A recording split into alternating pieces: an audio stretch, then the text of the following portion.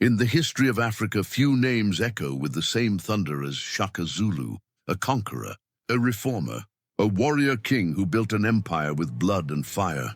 And yet, behind all this power lies a mystery. Why did Shaka Zulu never marry? Why did the most feared man of southern Africa choose to live without a queen and without an heir? Today, we uncover the hidden history, the politics, the fears, and the personal scars that shaped Shaka's most unusual decision. This is the untold story of the king who loved his nation, but never chose a bride, learned as a child that love could wound deeper than any spear, and betrayal could cut sharper than any blade. And so, Shaka, the illegitimate boy, mocked by children, rejected by his father, and bound only to his mother, began his long march toward destiny. A destiny where the Zulu nation itself would become every great king, begins as a child. But for Shaka, the road to greatness was not paved with gold. It was carved in humiliation, rejection, and endless struggle. To understand why Shaka Zulu never married, we must first return to his childhood, a childhood filled with scars that never healed. Shaka was born in 1787, the illegitimate son of Chief Dingiswayo, ruler of the small Zulu clan, and a woman named Nandi. In a society where lineage determined everything, this was a heavy curse. For the Zulu people, legitimacy was not just tradition. It was law, honor, and the key to leadership. From the moment Shaka came into this world, whispers followed him. His birth was considered a mistake, his very existence an embarrassment to his father's household. Even the story of his conception carried shame. When Nandi became pregnant, Dingiswayo's people mocked her, claiming the pregnancy was caused by a stomach illness, Shaka. From this insult, her son's name was born, Shaka. Imagine that. A name meant to humiliate became the name that history would never forget. As a boy, Shaka was tormented by insults. Other children mocked him for being illegitimate. They denied him food. They bullied him relentlessly. But rather than break, Shaka hardened. He grew tall and strong, refusing to show weakness. Where other boys laughed and played, Shaka trained alone. He ran across the hills with a spear in hand, chasing shadows, fighting imaginary enemies. The loneliness of his childhood forged him into a warrior long before he became a king, and always by his side was his mother, Nandi. She was his protector, his teacher, his only true friend. Yet even she was treated with contempt. Dingiswayo eventually cast her out, sending her and Shaka away in disgrace. Mother and son wandered from village to village, unwanted, unwelcome. Together, they endured hunger, ridicule, and rejection. This rejection shaped Shaka's heart. He watched his mother suffer because of a broken promise from a man who had once claimed to love her. He saw how quickly affection could turn to betrayal. From then on, marriage was no longer a bond of love in Shaka's mind. It was a trap, a weakness, a weapon that could destroy lives. By the time Shaka entered his teenage years, he was already different from other boys. Where they sought companionship, he sought strength. Where they desired affection, he desired respect. His illegitimacy denied him an easy path to power, but it also drove him to prove himself. He learned that loyalty was fragile and trust could be fatal. Love, he believed, had destroyed his mother's dignity. He swore never to let it destroy him. Instead of dreaming of marriage, he dreamed of conquest. Instead of imagining a family, he imagined armies. Instead of thinking of sons and daughters, he thought of warriors marching under his command. These scars of childhood would stay with Shaka for life. He would grow into a man who valued discipline above desire, who placed nation above family, and who believed that emotional bonds only led to weakness. It was here, in the pain of his youth, that the foundation was laid for the mystery we explore today. Why did Shaka never marry? Because long before he became a king, he his bride. When the wounded boy became a man, his destiny began to unfold. Shaka, hardened by rejection and strengthened by survival, would rise to transform not only the Zulu clan, but the very face of Southern Africa. But how did this outcast, this illegitimate child rise to power?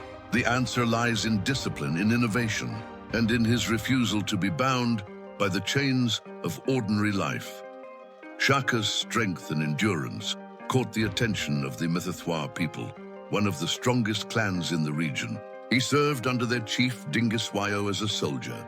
Here, Shaka's brilliance began to shine. He was not just another warrior swinging a spear. He was a thinker, a strategist. While others fought in scattered, chaotic ways, Shaka imagined formations, discipline, and unity.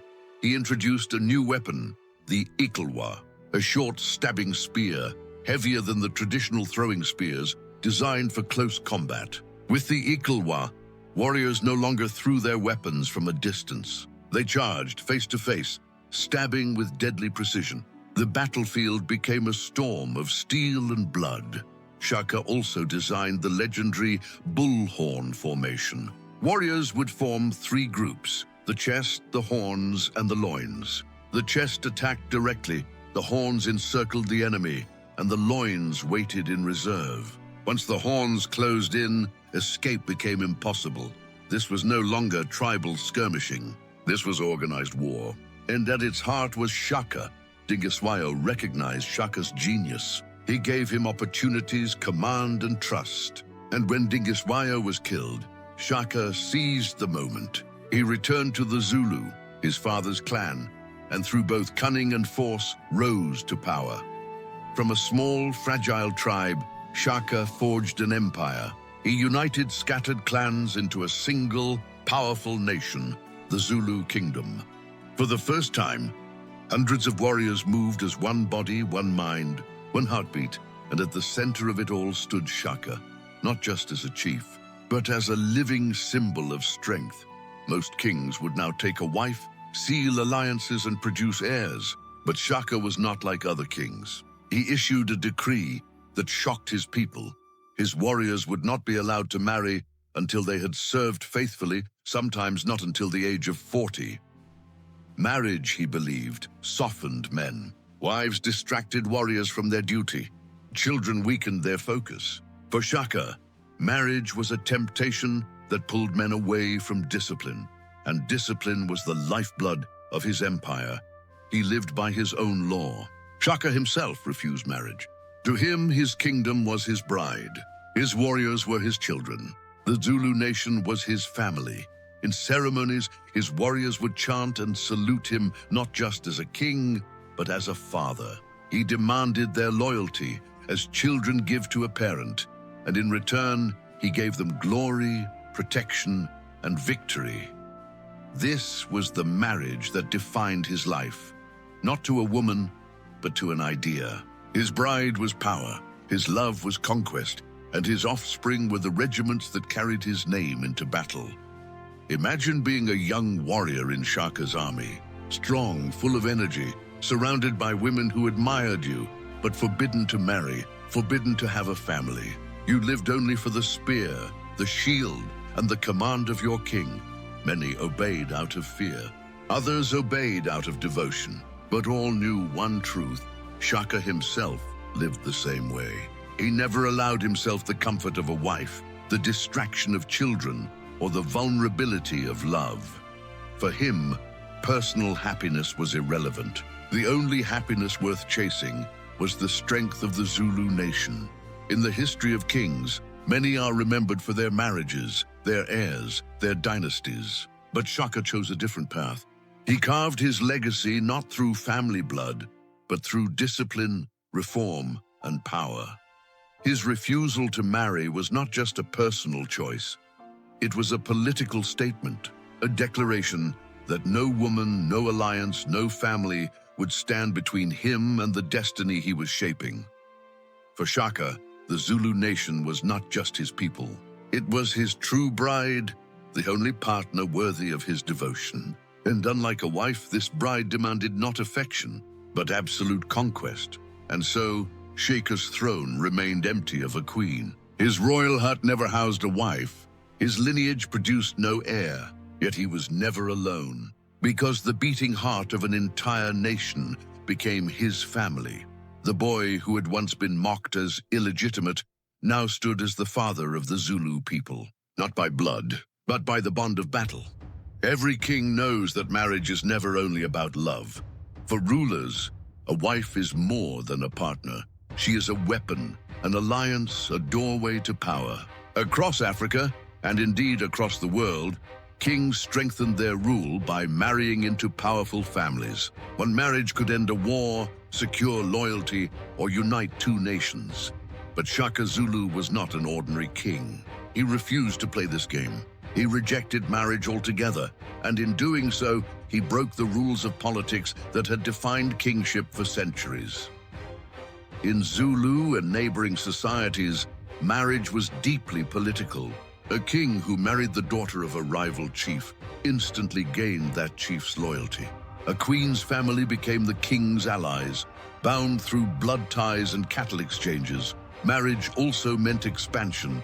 A powerful king could marry multiple wives from different clans, weaving a web of alliances that made rebellion impossible. Each wife was a bridge to another tribe, another army, another resource. But Shaka saw danger in this system. He had no interest in weaving alliances through wives. To him, marriage was not a bridge, it was a trap. A queen was never just a wife. She carried influence. She had her own family, her own followers, her own ambitions. History was filled with examples of queens who used their power to shape politics from behind the scenes. In many kingdoms, a queen could decide which son would inherit the throne. She could whisper into her husband's ear, or worse, plot with his enemies. For Shaka, who trusted almost no one, the idea of sharing power with a wife was unthinkable. He believed that to take a queen was to invite a rival into his own bed. And rivals, he knew too well, could turn into assassins. Then there was the question of children. For most kings, sons were a blessing, the future of the dynasty. But for Shaka, sons meant danger.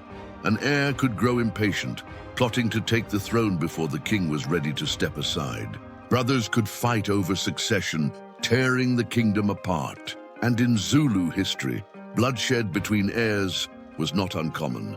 By refusing to marry, Shaka refused to produce rivals to his throne. His power could not be challenged by sons who dreamed of wearing his crown. His rule remained absolute, uncontested and undiluted. Instead of alliances built through queens and children, Shaka built loyalty through fear, discipline and victory. His alliances were not sealed with marriage contracts, but with blood on the battlefield. Tribes joined him not as in-laws, but as subjects. When he wanted loyalty, he did not marry into a clan. He conquered it. When he wanted respect, he did not court it through dowry. He demanded it through the spear. This was the heart of Shaka's politics. Marriage tied you down. Conquest set you free. Some elders criticized him. They whispered that a king without a queen was incomplete, unnatural, even dangerous. How could the Zulu Kingdom survive without heirs? Who would rule after Shaka?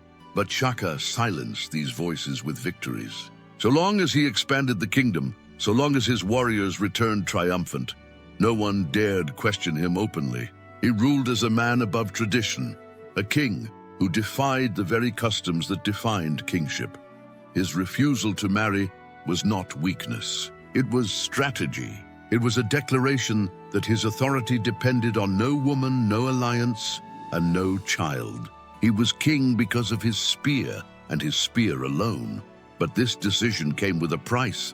By rejecting queens, Shaka rejected the soft bonds of family. By rejecting heirs, he rejected continuity. He stood alone, towering above his people, yet isolated in his own power. His throne had no queen. His household had no children. His dynasty had no future. The politics that made him untouchable also made him vulnerable. For when his time came, there would be no son to defend his legacy, no wife to rally the people in his name. In politics, as in war, every strength hides a weakness. Shaka's refusal to marry gave him control in life. But would it cost him everything in death? And so Shaka stood apart, a king with no queen, a ruler with no heirs, a dynasty without a bloodline. His politics were ruthless, his strategy unmatched, but his isolation was complete. For Shaka Zulu, marriage was not a path to power.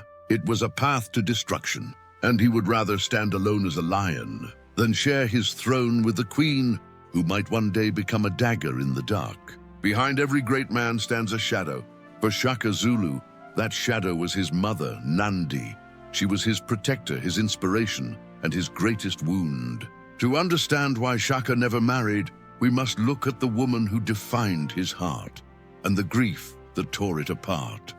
Nandi was not just Shaka's mother. She was his world. Cast out by Senzangakona, rejected by the Zulu clan, she raised her son in exile. Together, mother and child wandered from village to village, suffering hunger, humiliation, and poverty. Yet through it all, Nandi stood tall.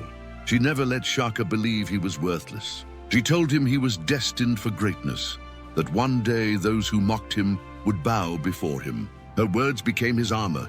Her faith became his strength.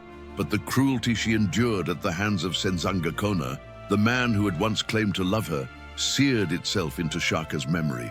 He saw how love could turn to betrayal, how marriage could bring not safety, but disgrace. From that day, Shaka's heart began to close. When Shaka became king, Nandi rose with him. He honored her, respected her, and placed her in a position of power.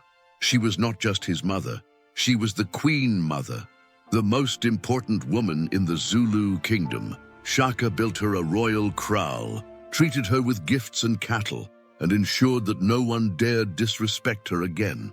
To the Zulu people, she became a symbol of dignity restored. To Shaka, she remained the only woman he ever truly trusted. But this devotion came at a cost. Shaka compared every other woman to Nandi, and none could match her. If his father had betrayed his mother, Shaka swore he would never betray her memory by taking a wife who might bring the same humiliation. In 1827, tragedy struck. Nandi fell ill and passed away. For Shaka, it was not just the death of a mother, it was the shattering of his soul. The woman who had been his protector, his guide, and his anchor was gone. His grief was overwhelming, consuming him completely. He declared that the entire nation must mourn with him. But Shaka's mourning was not gentle, it was brutal. He ordered that no crops be planted for a year. He banned the drinking of milk, the staple of the Zulu diet, declaring it a dishonor to consume it while his mother lay dead.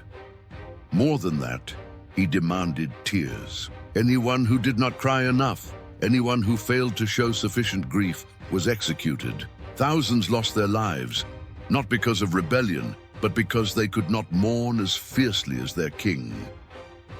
Shaka's grief became madness. His pain, already rooted in childhood, now exploded without limit. The boy who had been mocked for his illegitimacy, the man who had risen through conquest, was still the son of Nandi. And without her, he was lost. This was the turning point. If Shaka had ever considered marriage, if he had ever imagined building a family of his own, Nandi's death killed that possibility. To him, no woman could ever replace her. No wife could ever fill the void she left. In his mind, family brought only suffering. First the betrayal of his father, then the humiliation of his mother. Finally, the unbearable loss of her love. Why risk opening his heart again? Why invite new wounds when the deepest cut still bled? After Nandi's death, Shaka's isolation deepened.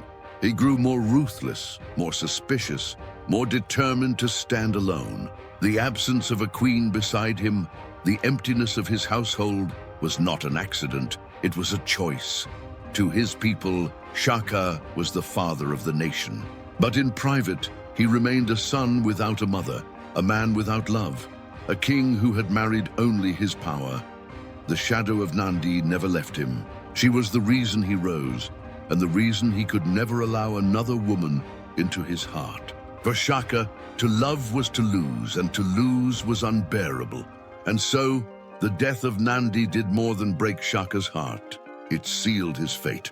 From that moment on, he would remain a king without a queen, a man without a family, a ruler bound only to his nation. The memory of Nandi lived within him like a shadow, guiding him, haunting him, and closing his heart forever. For Shaka Zulu, the greatest empire was not built from love. but from loss. Power is never safe. The higher a king rises, the sharper the knives drawn against him. Shaka Zulu, who built an empire through fear and fire, understood this better than anyone. He trusted no one. Not his chiefs, not his warriors, not even his own family. But where did this fear come from? And why did it drive him to reject marriage forever? The answer lies in betrayal, the most dangerous weapon in the struggle for power. In the politics of African kingdoms, betrayal was nothing new. Kings were often overthrown not by outsiders, but by those closest to them. A trusted wife could whisper in secret, a son could grow impatient for the throne, a brother could stab in the night. Shaka knew these stories. He had seen them unfold in neighboring tribes, where ambition turned blood against blood. He understood that the greatest danger to a king did not always march from the horizon. Sometimes it slept under his own roof. For Shaka, marriage was an open door to betrayal.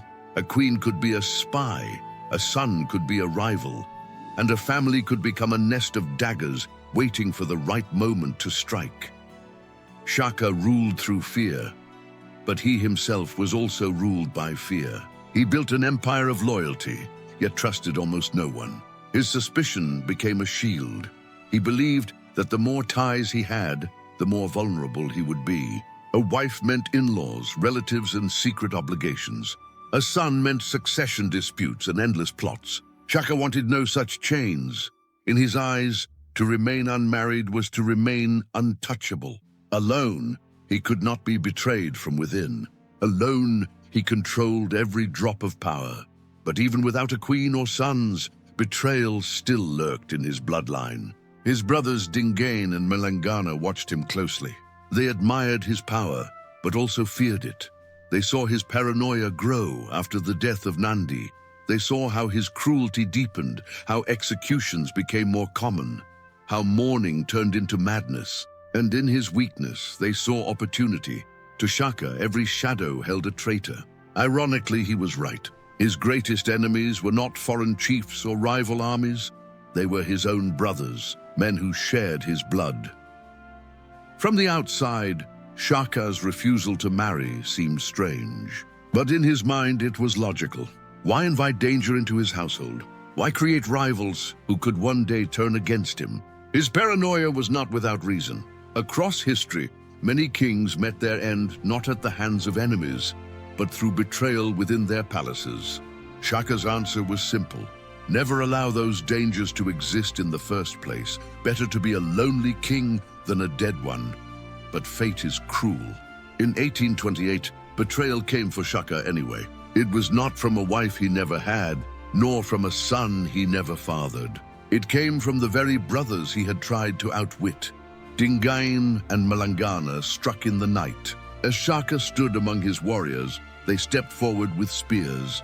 His loyal bodyguard tried to resist, but it was too late. The king, who had feared betrayal more than anything, fell to it at last.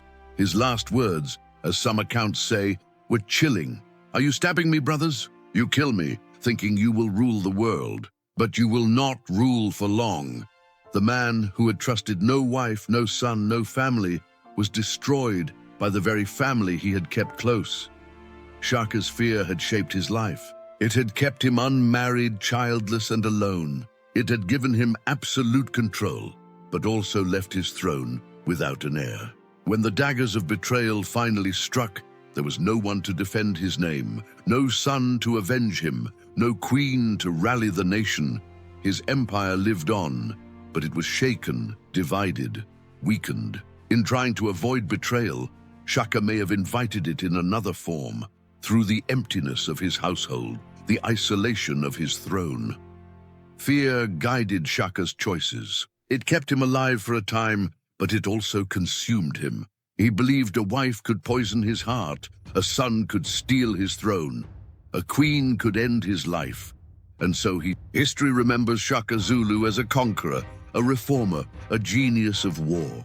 But it also remembers him as a man who never took a wife, never raised a son, and never built a royal household. For some, this was his greatest weakness. For others, it was the key to his unmatched power.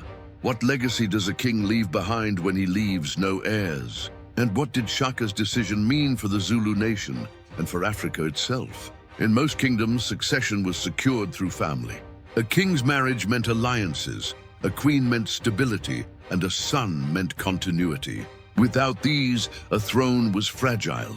Shaka rejected all of this. His refusal to marry or produce heirs left a dangerous vacuum. When he was assassinated in 1828, the question of succession was immediate and bloody. His brothers Dingain and Malangana seized power, but neither had his brilliance. Neither could command the same loyalty or fear. The empire Shaka had built with blood and iron suddenly trembled without his guiding hand. The absence of an heir was not just a personal choice, it was a political gamble that would shape the fate of the Zulu nation. Some historians argue that Shaka's celibacy gave him a strange kind of purity. By refusing wives and children, he devoted himself fully to his kingdom. He became a king married only to power, a father only to his people. In this sense, Shaka created a myth around himself, a man untouchable by weakness, unclaimed by family, devoted entirely to the Zulu state. His warriors were his sons, his regiments his legacy. To them, he was not just a ruler, he was almost divine, a man above ordinary human needs. But power without family ties proved fragile. After Shaka's death, his empire fractured. Dingain tried to rule, but his legitimacy was questioned. He had not inherited the throne, he had taken it. Rival chiefs challenged him, wars broke out, and the stability Shaka had created dissolved into uncertainty. Had Shaka left behind a son, the throne might have been more secure. A blood heir could have united the nation under a clear line of succession. Instead, the Zulu throne became a prize to be fought over, passed not by love or inheritance, but by the spear. Yet Shaka's unmarried life also added to his legend. The stories told about him are filled not with romance, but with conquest. He's remembered not as a family man, but as a force of nature. His people respected him as the ultimate warrior king, one who had no distractions, no weaknesses, no compromises. Even his enemies feared him long after his death, because the image of Shaka Zulu was that of a man larger than life, a man who had chosen empire over everything else. His celibacy became part of his myth, a symbol of his single-minded devotion to power. But behind the myth lay a heavy cost. Shaka's choice left him isolated. Without a wife or children, he grew more alone as his paranoia deepened. When betrayal finally came, no family stood between him and the assassin's spear. The empire he left behind was powerful but unstable. His reforms in warfare, discipline, and statecraft outlived him, yet his refusal to build a dynasty left cracks in the foundation. In choosing not to marry, Shaka had tried to protect himself from betrayal. Instead, he condemned his empire to struggle with succession and condemned himself to die with no heir to defend his name. And so Shaka Zulu's legacy is a paradox. He built one of the greatest African kingdoms, yet left it vulnerable to collapse. He devoted himself entirely to his people, yet denied them the stability of a royal bloodline. He feared betrayal within marriage, yet fell to betrayal within his family. Was his refusal to marry a mark of strength or a fatal flaw? Perhaps it was both. For Shaka Zulu, power and loneliness were inseparable. His empire was mighty, but it bore the scars of a man who trusted no woman, no child, no heir.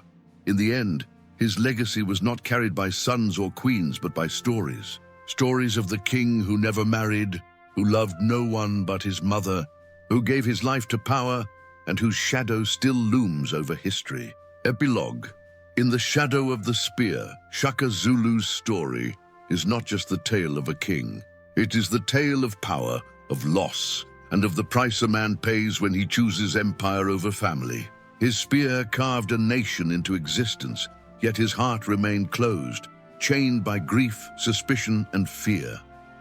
In his lifetime, he was a conqueror. In his death, he became a legend. And legends do not need wives, children, or heirs. Their heir is history itself.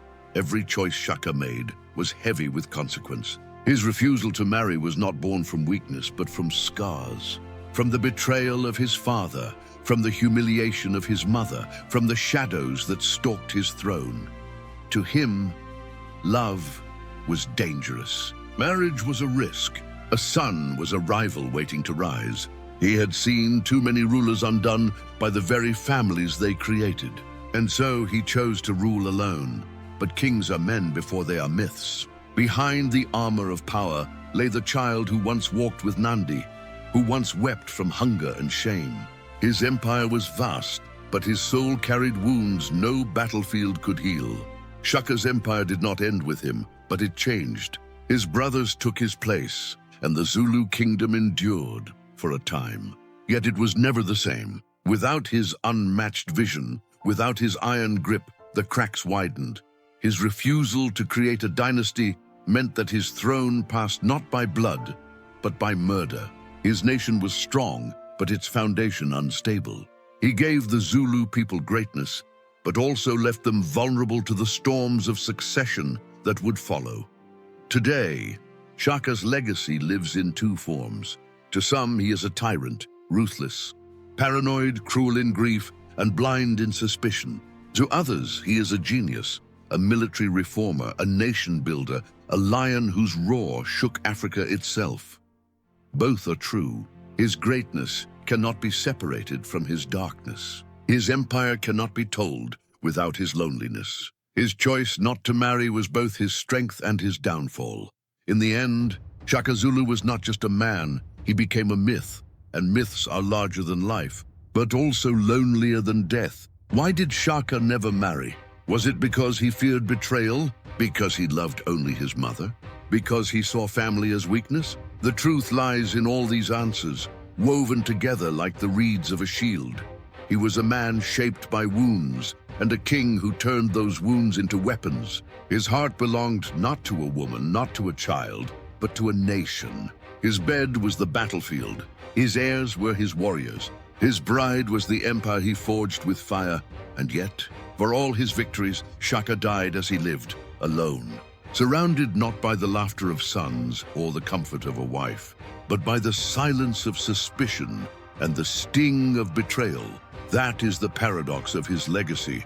The man who built greatness through fear left behind a warning through loneliness. A king without a queen, a father without sons, a legend who chose power over love and paid the price with his soul.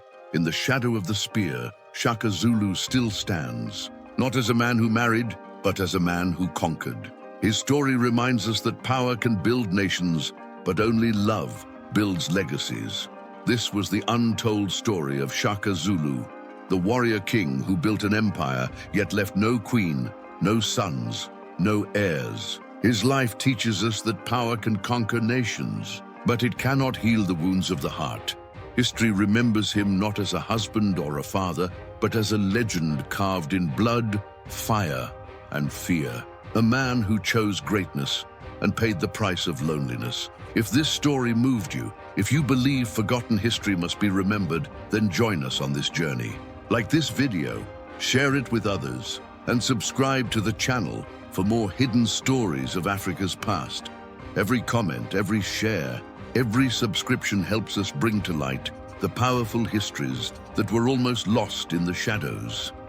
Shaka Zulu's story is not just history, it is a warning, a lesson, and a legacy. The question remains, what will history say about us?